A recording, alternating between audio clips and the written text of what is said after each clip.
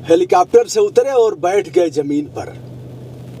लोकतंत्र की ताकत जो है, जमीन पर बैठना ही पड़ेगा। जमीनी हकीकत से भाग क्यों रहे थे? जमीनी हकीकत का एहसास हो गया और हुजूर हेलीकॉप्टर से उतरे, बैठ गए जमीन पर। दोस्तों, हम बात कर रहे हैं हाथरस की घटना का। हाथरस की घटना के बारे में आप विज्ञ हैं। कल डीजीपी हितेश चंद्र अवस्थी और अपर मुख्य सचिव गृह अवनीश अवस्थी हेलीकॉप्टर से पहुंचे हाथरस में पीड़ित परिवार से मिलने।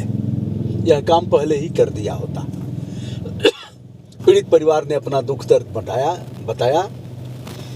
जमीन पर बैठे, मीडिया से बातचीत नहीं किया।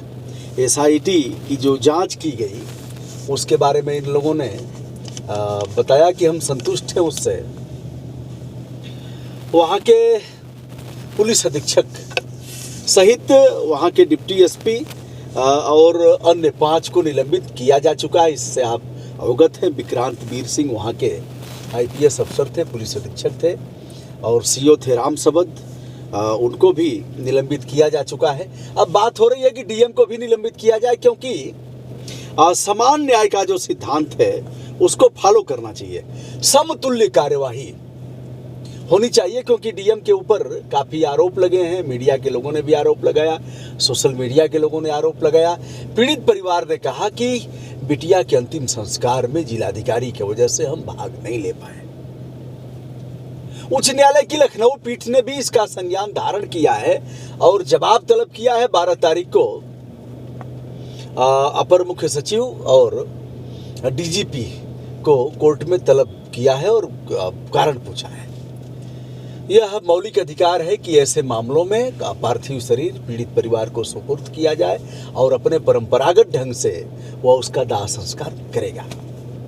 हजारों किलोमीटर दूर विदेश में भी लोग रहते हैं तो पार्थिव शरीर लोग गांव में रोक लेते हैं। बर्फ की सिल्ली मंगा करके अन्य जो तरीके हैं उसके तहत पार्थिव शरीर को रोका जाता है। जब उनका बेटा, उनकी बिटिया, परिवार का अन्य कोई सदस्य जब आ जाता है तो पार्थिव शरीर का अंतिम संस्कार किया जाता है। 3-3 दिन तक हमने देखा है कि पार्थिव शरीर रोका गया है और आने के बाद तब अंतिम संस्कार किया गया है।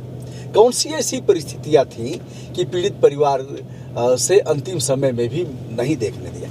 करते क्या है लोग? बच्चे आते हैं, एक बार यह हटाया जाता है 100 मुखाच्छादन पट। कफन का शुद्ध कफन की हिंदी होती है 100 मुखाच्छादन पट। बहुत से लोगों से पूछेंगे कि हिंदी क्या है भैया कफन की, और कफन है किस चीज़ का शब्द? उर्दू है, फारसी है, अरबी है? चलिए आप पर छोड़ता हूँ, आप बताइएगा। विषय गंभीर विषय है। विषय थोड़ा आ गया है कि कुछ जानकारी भी किया जाए। प्रतियोगी परीक्षाओं के छात्र भी हमारे वीडियो को देखते हैं तो उनके लिए भी एक प्रश्न है कि कफन यानी 100 मुखाच्छादन पट। तो उसको हटाते हैं और एक बार मुंह देख करके 1 मिनट 1.5 मिनट के लिए होता है, फिर अपना प्रणाम करते हैं और अंतिम संस्कार हो जाता है। 1 मिनट के लिए हजार किलोमीटर की यात्रा करके लोग आते हैं कि माई का अंतिम दर्शन हो जाए, बाबू के, पिताजी के, पापा के अंतिम बार हम देखल चाहते हैं। रोज़ तो देख ही रहे हैं, सोशल साइट पर देख रहे हैं, रोज़ बातचीत हो रही है, ऐसे देख करके वीडियो कॉलिंग हो रही है, लेकिन अंतिम समय लोग भौतिक रूप से देखना चाहते हैं। अंतिम बार भी आपने देखने नहीं दिया, परिवार को शामिल होने नहीं दिया। ये कौन सी?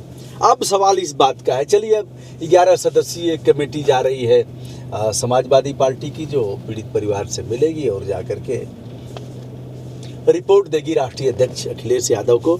इसी बीच राहुल और प्रियंका ने भी पीड़ित परिवार से बात किया है। बंद गोपनीय वार्ता हुई है। क्या वार्ता हुई है या वही लोग जानते होंगे, लेकिन पहले जो पीड़ित परिवार असंतुष्ट था, अब वह संतुष्ट होता हुआ दिख रहा है। 25 लाख रुपए, और इस हैवानियत की कीमत 25 लाख रुपए है। जीभ पता नहीं कैसे कुचल गई, हो सकता है मारपीट में भी जीभ कट सकती है, रीढ़ की हड्डी टूट गई, और जो हुआ उसकी कीमत 20 लाख रुपए, 25 लाख रुपए। एक आवास और एक कनिष्ठ लिपिक की 3य श्रेणी की नौकरी है साहब। और वो अभी देख करके एक कहावत है, शब्द अच्छा नहीं है लेकिन फिर भी जो प्रचलन में है उसको बता रहा हूँ। अंधा बांटे रेवड़ी, जिसकी दोनों आंखें नहीं हैं और रेवड़ी बांट रहा था। रेवड़ी गुलाब रेवड़ी पहले कहा जाता था। रेवड़ी माने जिसमें तिल हो, चीनी हो और ऐसे डाल करके बनाते हैं। अंधा बांटे रेवड़ी, चीन के दे, देख करके पहचान के देता था कि किसको बड़ा देना है, किसको छोटा देना है।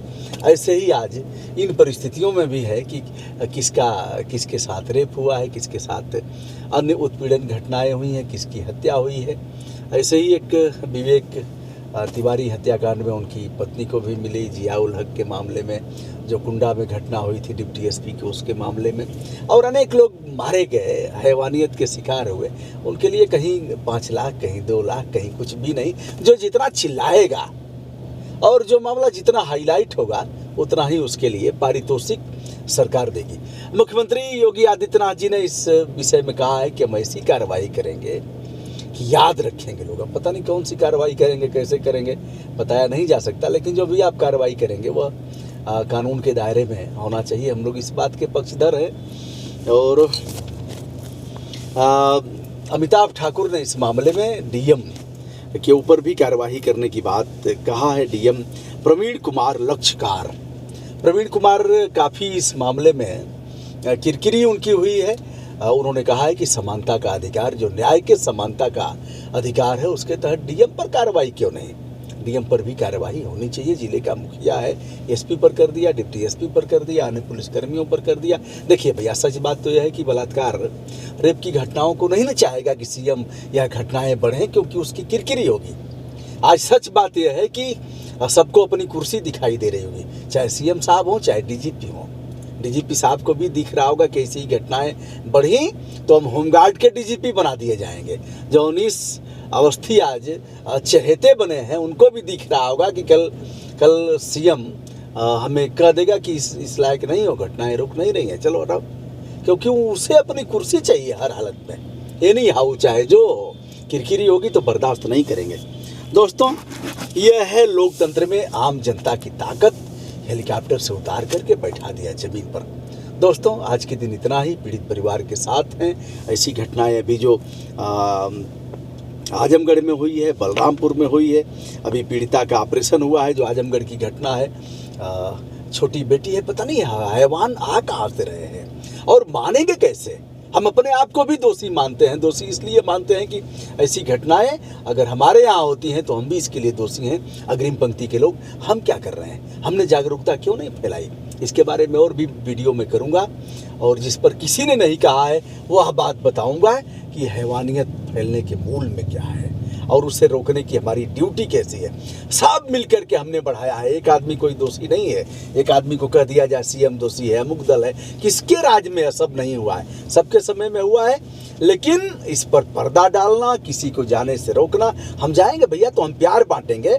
कोरोना काल में कौन नहीं गया एक सेर आटा लेकर के, 2 किलो चावल लेकर के, कुछ हल्दी प्याज और सब्जी लेकर के, कौन नहीं पैकेट बनवा के गया है। जिसके पास जितना सामर्थ्य था, स्वयं पीएम ने आह्वान किया कि भैया पीएम केयर फंड में दान करिए। सब लोग जिसके पास जो भी था उन लोगों ने किया। तो यह तो समाज की उत्कट भावना है, जो दान की भावना है, ज़कात की भावना है, जो हिंदू धर्म में है कि हम अपने कमाई का एक हिस्सा निकालेंगे, इस तरह से करेंगे। उसको आप कैसे रोक सकते हैं। तो जो अगर जाना चाहते हैं उनको आप क्यों रोक रहे हो। जाएंगे, जा करके प्यार बांटेंगे और बांट करके प्यार चले आएंगे, कुछ उनको देंगे। क्या दिक्कत है आपको। अगर कांग्रेस पार्टी कुछ देती है, समाजवादी पार्टी 1,50,000 की सहायता देती है, आपको क्या दिक्कत हो रही है, बहुत परेशानी है क्या। तो यह चीज़ें गंदी प्रवृत्ति हैं। जो भी जाएगा, अब स्वयं मुख्यमंत्री जी ही जा रहे थे, कई जगह रोके गए, आजमगढ़ में रोके गए, कहाँ रोके गए, आपको कैसा लग रहा था। रोक रहे थे तो आप धरने पर बैठ रहे थे, दूसरे को क्यों रोक रहे हैं। जाओ भैया, उनके लिए आप व्यवस्था कर दीजिए जाने का। चलिए, हम सुरक्षा दे रहे हैं। अब राहुल गांधी कह रहे थे कि भैया बताइए क्या दोष है, क्यों नहीं जाने दे रहे हैं। तो उनका एक इंस्पेक्टर की गाड़ी पर बैठते, इंस्पेक्टर होता है और कहते आइए सर, मेंबर ऑफ पार्लियामेंट है, आप ऐसे नहीं रोक सकते किसी को। और तृणमूल कांग्रेस का था, उसको उठा करके पुलिस कर रही थी, क्यों नहीं, आप जाने दीजिए, कह दीजिए भैया जिसको जिसको जाना हो। ये लोकतंत्र है, सबको जाने में दुख बांटने का। किसी के घर अगर कोई अनहोनी हो जाती है, लोग जाते हैं, दुश्मन भी जाता है, दुश्मन भी जाएगा। मरने के बाद किसी का कोई दुश्मन और मित्र, वो सारी चीज़ें समाप्त हो जाती हैं। यह गंदी प्रवृत्ति है। जो भी शासन सत्ता में होगा वह गंदा है अगर ऐसे लोगों को रोक रहा है। हमें भी लोगों ने कहा हम एक तो दूरी संतुलन है, बहुत सी चीज़ें हैं, लेकिन जाने दिया जाना चाहिए। क्या करेंगे, पूछेंगे, जो सही बात होगी वो क्षण करके आएगी। इसमें आपको दिक्कत क्या हो रही है? दोस्तों, आज के दिन इतना ही। समानता के अधिकार के सिद्धांत को फॉलो करते हुए जिस तरह से पुलिस अधीक्षक और अन्य पुलिसकर्मियों पर कार्रवाई हुई है, वैसे ही पुलिस जिला अधिकारी के ऊपर भी कार्रवाई होनी चाहिए। सीबीआई जांच की संस्तुति की जा रही है, सीबीआई जांच भी होगी। इसी बीच पीड़िता के भाई ने कहा है कि सीबीआई जांच सर्वोच्च न्यायालय के न्यायाधीश के नियंत्रण और देखरेख में किया जाए। ब्रजभूषण दुबे का विनम्रता के साथ नमस्कार स्वीकार करिए। धन्यवाद।